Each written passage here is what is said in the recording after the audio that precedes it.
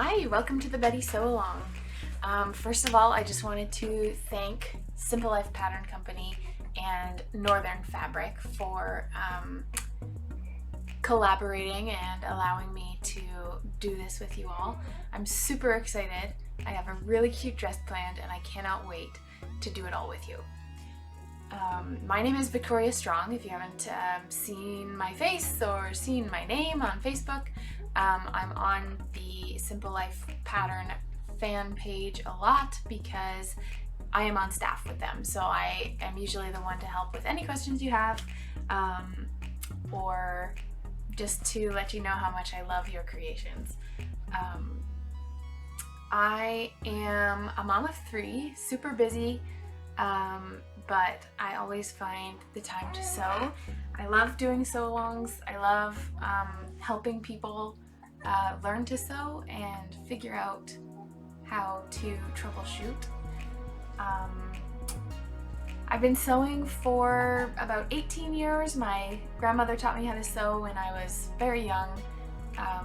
We started with quilts and we moved on to teddy bears, jointed teddy bears, and then I took a fashion class in high school that taught me to sew clothes, and I found my passion there. So ever since then I was saving up for my machine, which I still have.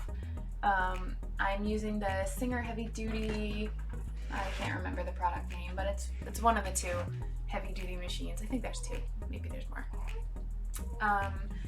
And yeah, I've been sewing ever since, so I have lots of experience. I use my white Superlock as a serger, and I think white was bought by Husqvarna, but I love my machine. It's a workhorse and I've had it for years. Yeah, so getting started. Before you start this sew along, I want you to already have the pattern pages pieced together and hopefully your size cut out. I'm not going to film myself doing that just because it's not specific to the pattern and you can find another 100 YouTube videos on it already. So I have my pattern. I'm going to put it together and cut it out, and then we're going to get started. Today I'm going to be going through with you how to choose the right size based on measurements. I'm going to go through how to figure out how much fabric you need in the fabric requirement chart. I'm going to go through what materials you need for this dress and kind of a general idea of how to assemble the pattern from Print at Home file. And then we are going to go through all of the cutting together, how I do it, and yeah, that'll be it for day 1. So I'm going to walk you over and I'm going to show you exactly how I measure on my mannequin and let you know how to pick the appropriate size based on measurements. Here we go.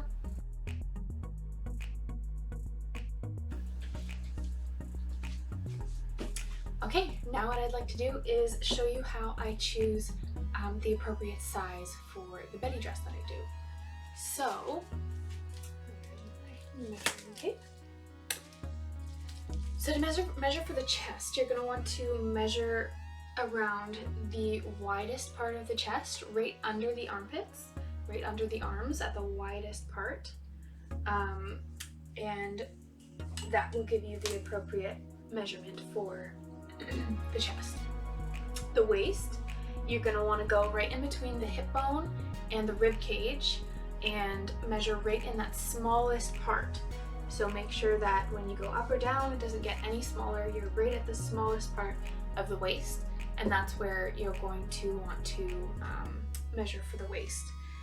For the hips, you want to measure again around the biggest part of the hips. So that's right around the widest part of the bottom. And that's how you will measure for the hips. The hip measurement for Betty doesn't matter all that much because the bodice stops at the waist, so and then flares out. So we're going to choose our size based on the chest measurement. And depending on what size your chest measurement is and what size the waist measurement is, you can grade in or out for the waist between two sizes. Also, for the height, you're going to measure obviously the very top of the head down to the floor, and that is the child's height. But you can also measure the length of the dress, which is also included in the Betty pattern. So to do that, you put the top of your measuring tape right at the top of the shoulder, the highest point of the shoulder, and measure all the way down to where you want the dress to hit. And that is how you can pick a height for your Betty pattern. So for example, my mannequin I think was like a size 7 around the chest and a size 4 around the waist. So I would choose to do the size 7 dress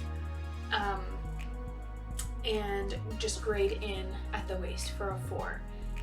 And if I wanted, say it was in fact a 4-year-old, and so the height of a size 7 would be too long, I could decide to just measure the dress and see what size that dress length coordinates with, and then I would do the width of a 7, grade it in at the waist, and the height of a size 4.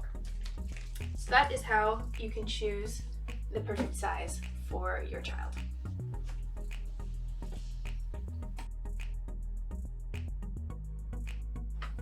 So now I just thought I would go over some fabric requirements for you. It can be kind of tricky if you've never had to use a fabric requirement chart before. So it looks like this. It's in our tutorial. Sorry with the reflection. And what I like to do is I go through and highlight each of the options that I'm using for the pattern that I'm making, and I'm going to go through and add up all of those things in my column. So I'm making a 2T, so I'm going to add up everything in that top row underneath the things that I've highlighted. A couple things to keep in mind. The side bows, ties, short sleeves, they're all 1/4 yard on all sizes. So you'll have to add that into your fabric requirements. If you have directional fabric, you'll want to stick pretty closely to the fabric requirements because you won't be able to kind of finagle your fabric very much with a directional print. That being said, the fabric requirements are still pretty generous. So you may end up ordering too much, which is always better than ordering not enough. If you're using non-directional fabric, it is much easier to maneuver your fabric in ways that you can get more of your pieces out of the scraps. So chances are, if you're using a non-directional fabric, you will not need as much fabric as the fabric requirement chart says. You might even be able to get like the ruffles and everything out of the scraps after you cut the skirt. So yeah, just keep that in mind when you're ordering fabric. You might order too much, but it's better than ordering not enough. So that's it for the fabric requirements, and I'll go over the materials you need next. So the materials you'll need for this dress are the fabric, based on the fabric requirements we just talked about, buttons or snaps. I'm going to be going through how to do buttonholes and sew on a button if you've never done that before. I will also be going through how to use a snap press. So if you have a snap press that you've never used before, or if you're interested in getting one, that'll be really interesting for you to watch as well. Light to medium weight fusible interfacing, or I like to just use like a strip of scrap woven material, or even a canvas would work. So if you have some scraps that you want to get rid of, that's a good option for that. And then your pattern, of course, and then some optional little tools like a loop turner or bodkin for turning things out and pushing out corners, because we have ties and bows in this pattern that would help with. Yeah. So now for printing out your pattern, we actually have a video on Simple Life Pattern Company's YouTube channel for navigating those interactive patterns and how to select the layers that you want to print and turning off certain features for printing to save ink and things like that, and save paper as well. There is a chart in the pattern to choose which pages you want to print. So on page 5 of the pattern, you'll actually find for your size which pages you need to print for which dress options that you're making. So that's on page 5. Make sure when you're printing that you set your scale to 100% or none. That is super important, because if it's any other scale, your 1-inch square is not going to be 1 inch and you're going to have fit issues. The other thing I want to mention is sometimes the HP printers have a glitch. If you've never encountered it before, lucky you. If you have an HP and you haven't encountered it before, you may. To bypass that glitch in your printer, you can actually print as image. If you select that option when you are going to print, it will print out normally without the glitch.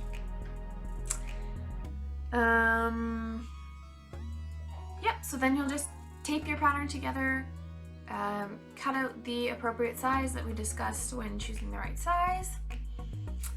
And then you always need to make sure that your 1-inch square is in fact 1 inch, both height and width. And then you can cut out your size. Okay, now we're gonna get cozy and do some cutting together. So, the first thing we're gonna cut is the biggest piece, because with this pattern, especially if you don't have a directional fabric like I do, you can usually get the other pieces kind of out of the scraps if you can finagle a little bit. So I always like to cut the biggest pieces first. So this skirt is going to be extra big because it's not just a circle skirt, it is a gathered circle skirt. Look at how beautiful this fabric is. This fabric is from Northern Fabrics. It's a Canadian fabric company and they do like custom fabric. And I have really enjoyed sewing with their stuff. It's really good quality. Okay, so this is going to get too down.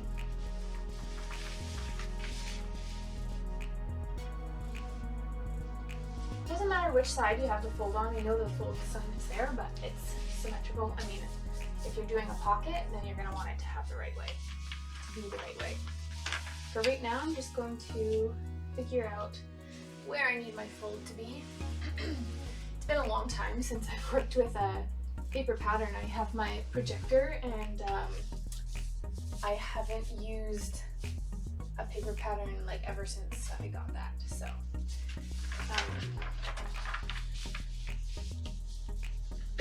I am actually going to do the pocket version on this one, I think. I already have my other version cut and I didn't do a pocket on that one, so I think I will on this one. These are the wrong scissors.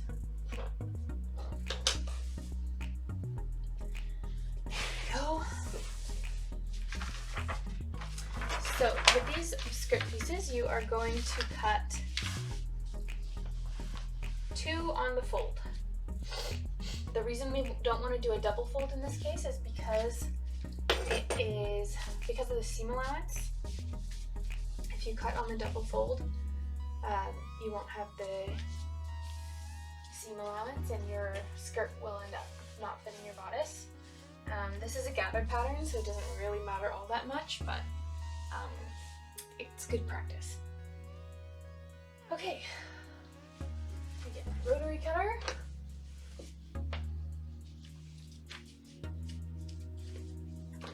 And my ruler. I know some people like to use pattern weights. I do not. I just use my ruler. I just kind of set it on top to hold it in place.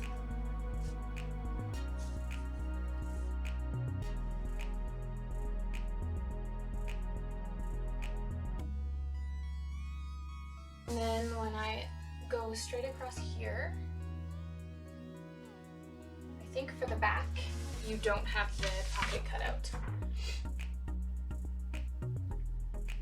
Yeah, so the back skirt piece, we do not cut out the pocket line. So if, like me, you have already done that, I will show you a little trick. There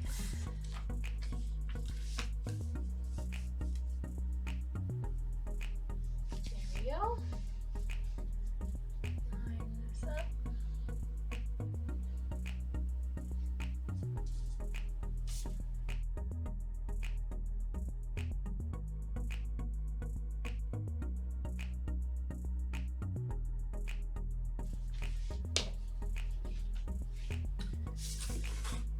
Alright, so there is the back skirt cut out. Fold that and put it to the side. And now we know where our fold needs to be for the next skirt.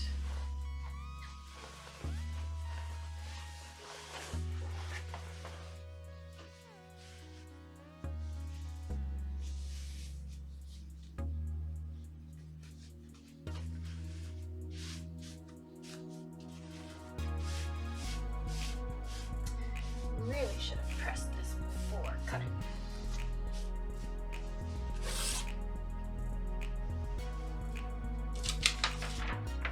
Okay, so this time it's going to be for the front of the skirt. So you are going to cut out that pocket piece.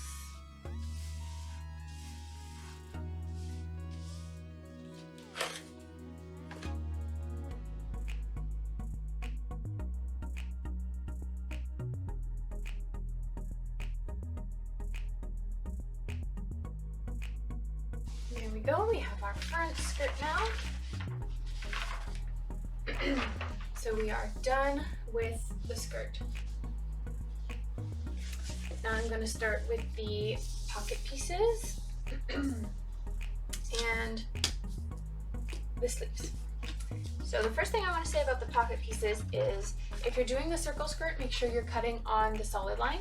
And if you're doing the gathered skirt and you want to do pockets, then you cut on the dotted line.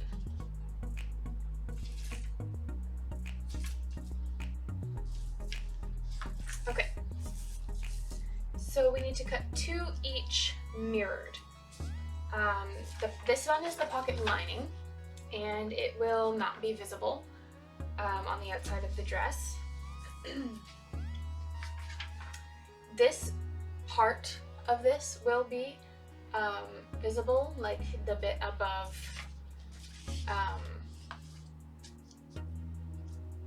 here. So we need to cut 2 of each of those. I'm just going to cut them out of my main because when it's going to be visible, I just kind of want it all to be cohesive on the skirt.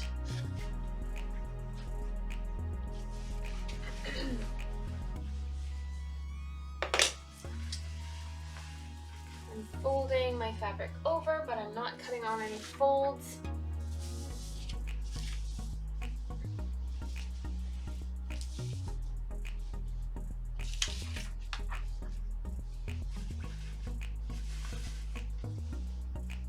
Just maneuvering so I can make the most out of my fabric.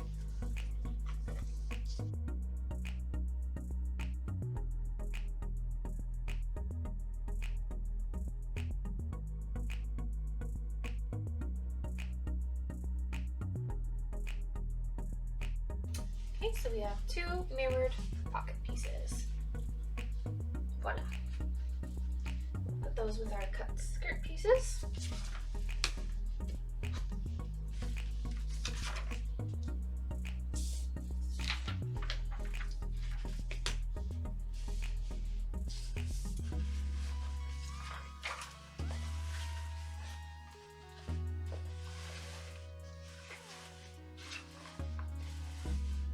Now this one is the visible one. So if you wanted to position your fabric so that something was peeking out of the pocket or something, now is the time to do that.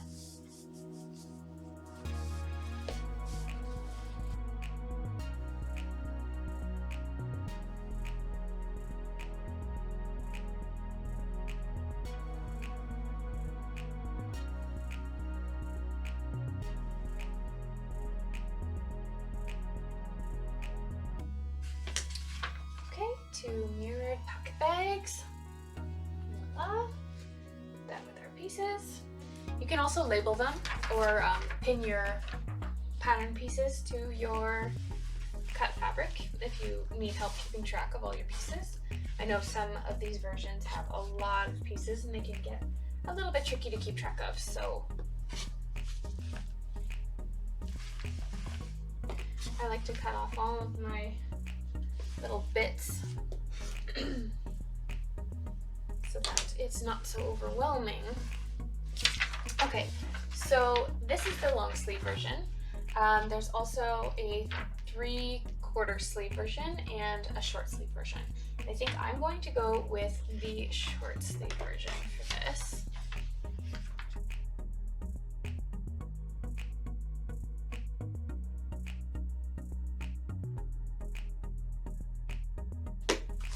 Okay, so there we go. I have my short sleeve. I'm gonna put the other bit away. And maybe I can get a short sleeve out of this. Not quite.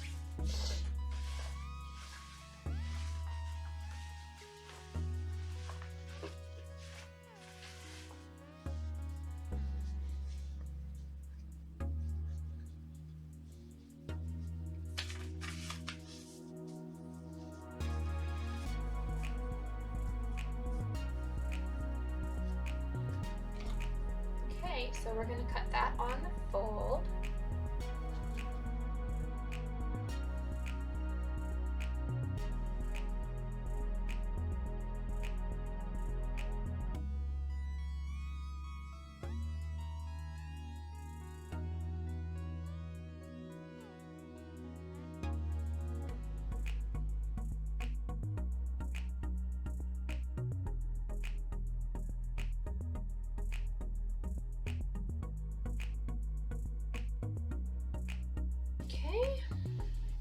Sleeve number 2, we cut it on fold. Put our sleeve piece away. And now we're going to be starting with the bodice pieces. No matter what version you're doing, you are going to want to have the front bodice and back bodice simple versions. And that's because you will be using those for your lining. I'm not cutting my lining yet, but I just wanted to mention that. If you're doing the simple version, you're not doing any color blocking on the bodice, these are the pieces that you're going to use. You'll cut the front bodice on fold, and you'll cut 2 mirror images of the back. So you can fold your fabric over so you don't forget to do mirror images like this, and just make sure you're not cutting on the fold. Okay, so I'm just going to put those aside because those are going to be for my lining. We have 2 ruffle pieces. I'm also going to put those aside right now, though I am going to be doing a double ruffle. So we will go through how I cut those. It's just a little bit more involved, and I kind of like to do them last. Next, we have our side pieces. So this is for the super color blocked version. You can see how when this goes together, it looks like a side bodice. So this is the bottom of the color block side bodice, and you'll use that for the front and the back sides, so it matches with both. So you'll cut, how many? 4 mirrored of these in whichever fabric you want to use for the bottom side pieces. And then for these, you'll cut 2 each mirror images of whatever fabric you want them to be. I'm going to be using some coordinating fabric, so I'm going to put these aside as well because I'm going to use a different fabric for those. If you're not doing the color block version, but you're still wanting to do the flounces or have the seams, you'll use these pieces. So there's the side back bodice and side front bodice, and you will cut 2 mirror images of those. So I'm not actually going to be using these this time. I'm using them on my other version, which is cut out over here. So I'll still be able to go through with you what it looks like. But anyway, if you're doing the tank version, make sure you cut on the dotted lines. Okay, so I'm gonna put these away because I'm not going to be using them this time. If you're doing any version of the color block, like if you're doing the color blocked side panels or you're just doing the solid side panels, you will need these ones. So the skinnier piece is the center front bodice. You can choose your neckline, and you're going to be cutting this on fold, as am I. And then this is the center back bodice, and we're not going to be cutting that one on the fold. We're going to be cutting 2 mirror images. Okay, so I kind of want to have a smiley unicorn in the center of my bodice. So I'm going to cut this about here.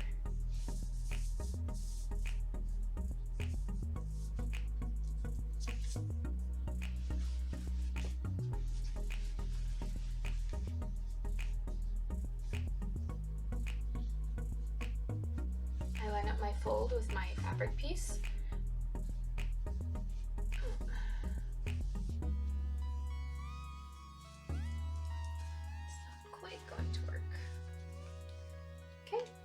And then I slide my pattern piece out and put it on that fold again.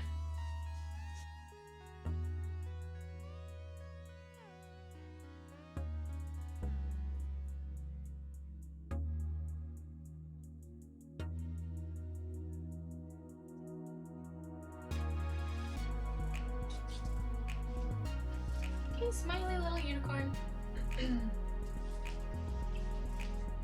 So there's my main centerpiece. So for the gathered circle skirt ruffle, you'll use the exact same method that I did for the regular gathered skirt ruffle, using the measurements for the gathered circle skirt ruffle on the chart, and you are going to cut 5 of those. It is a lot of ruffling for a gathered circle skirt, and it has an excellent, gorgeous finish. So if you want to do that and follow along with me, you can.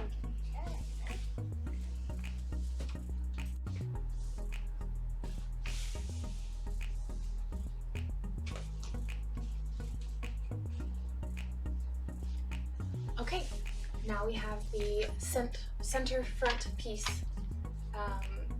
finished, and we are going to cut out 2 main mirrored back center pieces. So for this, I always like to fold over my fabric so that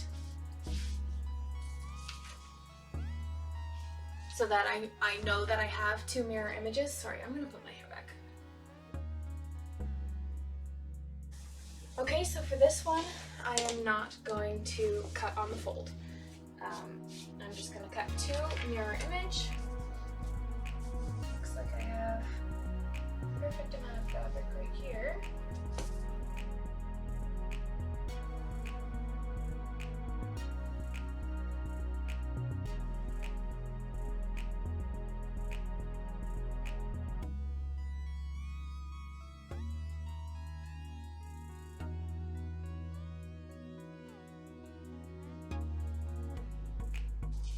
Okay, so then you can make sure you mark the notches here if you're doing the color blocked sides so that it doesn't get turned around. And there we have our two center back main pieces. Okay, now it is time to cut our lining pieces.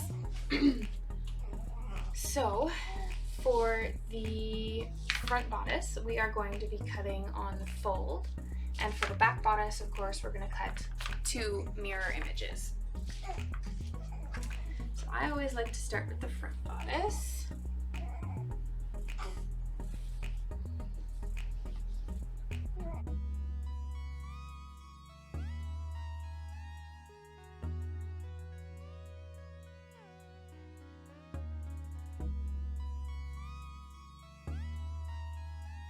Sleeveless version, make sure you're cutting on the dotted line.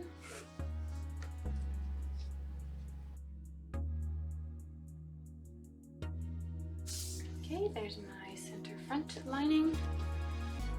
And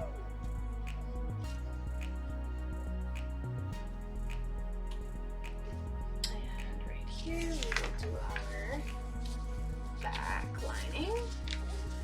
So for this we are cutting two mirror images. So I have a fold right here, but I'm not cutting on the fold. I'm just making sure that they are two mirror images.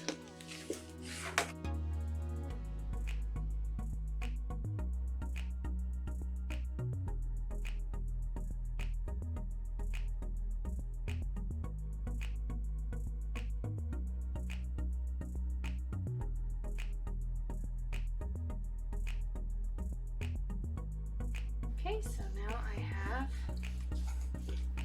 two mirror image back lining pieces. Okay, so now we're going to do the side bodice pieces. So I am going to do the color blocked version for this dress. For my other one, I have the solid side bodice pieces, so you'll be able to follow along with either one of those options. The simple is pretty straightforward, and we'll be going through that as well. So for my bottom side, front and back bodice pieces, I'm going to use the purple gingham, and for the top side, front and back bodices, I'm going to be using the blue gingham. So for this one, I need to cut 4 mirror images. So I have a fold here. Let's make sure that fits properly. Maybe a little bit bigger. Okay, and then I'm just going to fold this over so that I can cut 4 all at the same time, and then I will have 2 sets of mirror image bottom side bodices.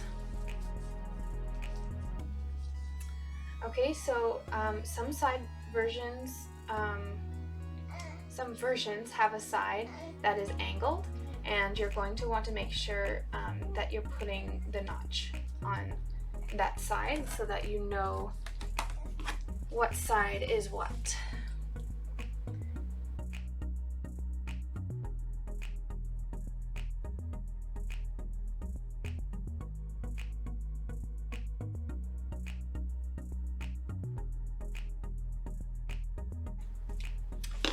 Okay, so now as you can see, I have 2 mirror images and 2 mirror images. Next, we're going to do the top side bodice pieces. So you have 1 for the front and 1 for the back, and you're going to cut 2 mirror images of each of them.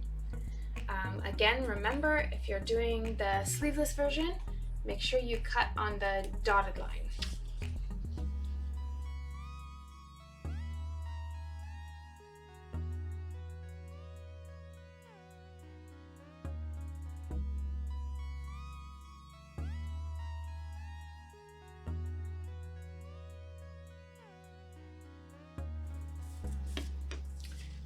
Okay, so that's the top side front bodice, and I have 2 mirror images.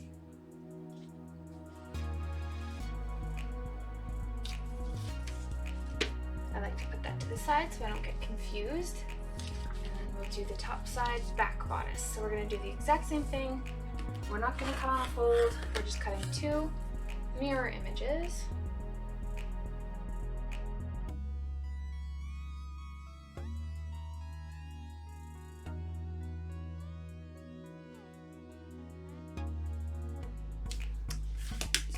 And now we have 2 top side back bodice pieces, mirror image. Next we are working on cutting our flounces. So these can be a little tricky, and I recommend that you grab some pins and your fabric scissors. If you're working with a projector, I find it a lot easier to trace your flounce onto your fabric with a friction pen or like an erasable pen of some kind, heat sensitive or whatever. So for each ruffle, because they're lined, you're going to cut 4. So you cut 4 main and 4 lining for each of them. Right. So what I'm going to do is I'm going to trace this onto my fabric. You can pin your flounce on if you like. I have folded mine over twice, so that's going to give me 4.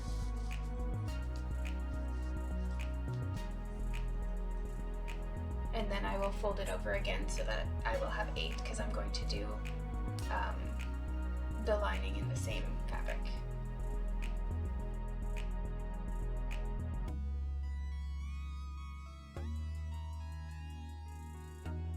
Okay, so there I have traced. I'm doing the small flounce the same as my flutter, and I'm going to do the same as my ruffle, sorry, and I'm going to do the large flounce the same as the side bottom pieces in the purple gingham. So my dress will have a double flounce. Okay, so then I'm going to fold this back over like that. Make sure there's all 8 layers underneath that, and then I will start pinning to keep all my layers together and not shift around while I'm trying to cut them.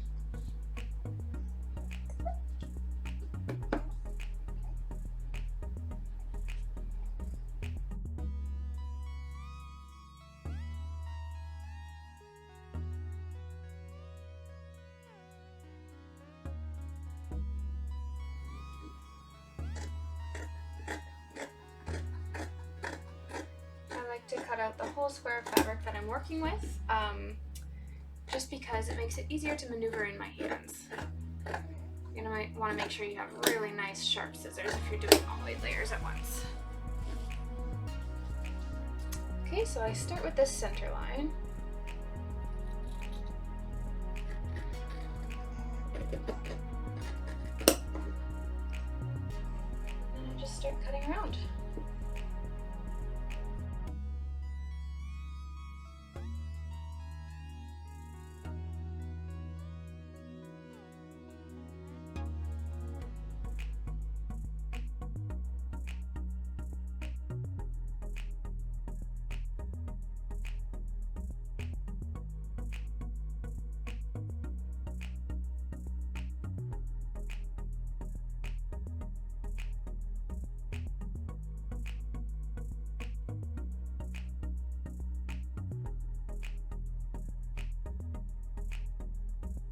There we have it.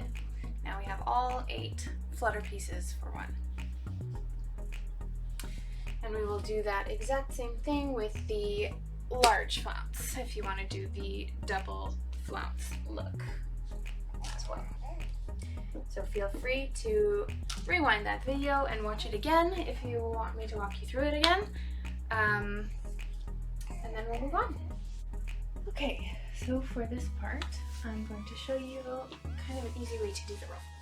So I take the width measurement of my ruffle, which in my case is 32 inches, and I know that my ruler only goes to 24. So what I do is I slash the width of the ruffle in half, which would equal 16, and then I cut it on the fold. Okay, so for this to work, I need a fold on one of my edges and a perpendicular straight edge. I've already cut one of my ruffles, so I know that this is a nice straight edge. So the next thing I do is I need to make sure that it's a 9.5 length. That's the measurement for my ruffle. Yours may be different. Okay, so the way I do that, there's two ways. First of all, I have it lined up on my mat to 0, and I can just see on my mat that right here is 9.5. However, if you don't have a mat with a grid, you can just measure straight across the fold like this and use a friction pen to mark where 9.5 is. And then you'll mark your length here. In my case it's 16, so along this edge I'll do a little mark at the 16 inches. Then I'll measure straight across here at 9.5, do a little mark there, and make sure straight across here is 16, which it is.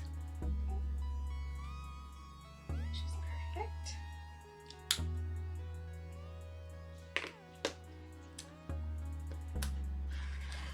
then we cut.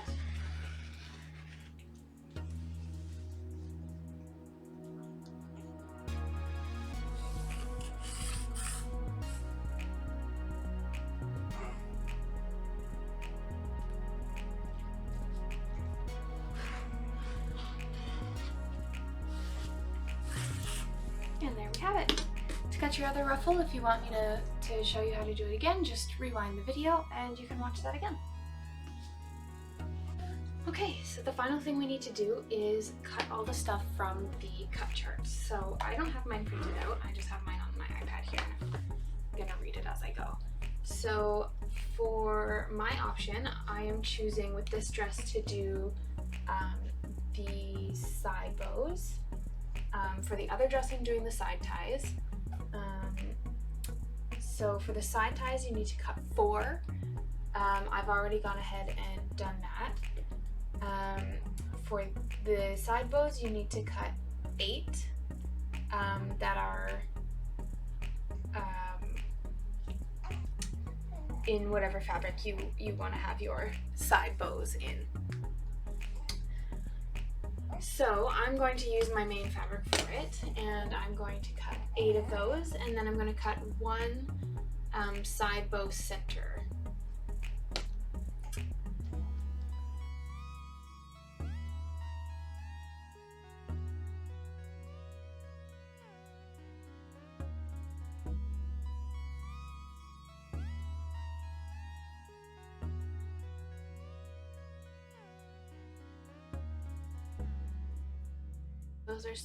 That's half of the side bows that I need, and then I need to do a side bow center.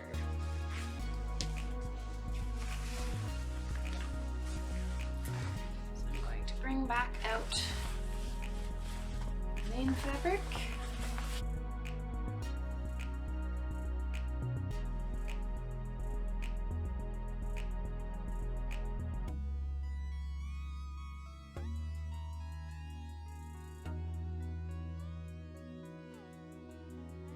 Bow centers.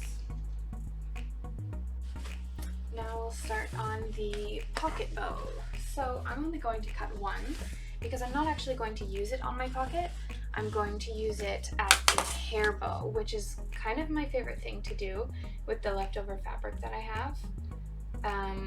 I just make one of the pocket bows and I glue it to an alligator clip, and it's super cute and super easy. So yeah, that's what I'm going to do. So first, for the pocket bows, you need 4 measures of whatever's in the chart. So mine is 3.25 by 4.75.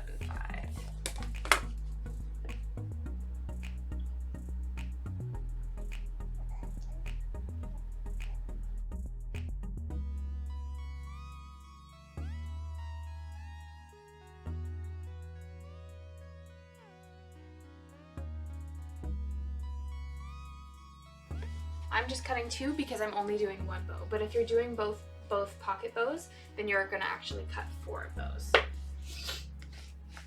Okay, so for pocket bow tail, my measurement is 4 by 8.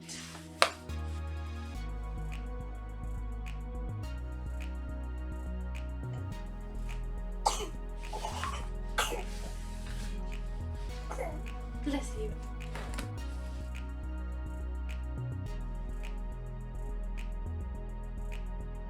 Bow tail, and then we just need a bow center to go with that, and that is 2 by 7.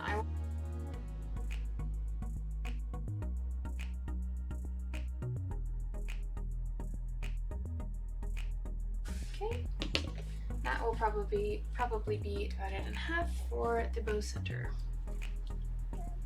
Okay, and the last thing we need is to cut the placket. Now, I don't think it says anywhere in here, but the important thing to remember with a placket is that it needs to be cut on an angle to make it a little bit stretchy. Where should I do this?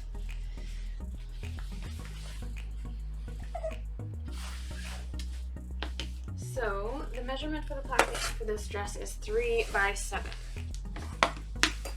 So what I like to do is find a little corner so that I can see the perpendicular lines of my fabric. I can see there's a straight line here and a straight line here, so my placket is going to go diagonally like this. At the bottom, we need to have 3 inches.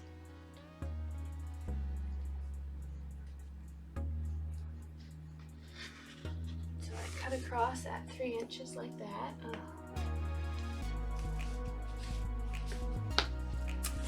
And then I measure up 7 inches from there.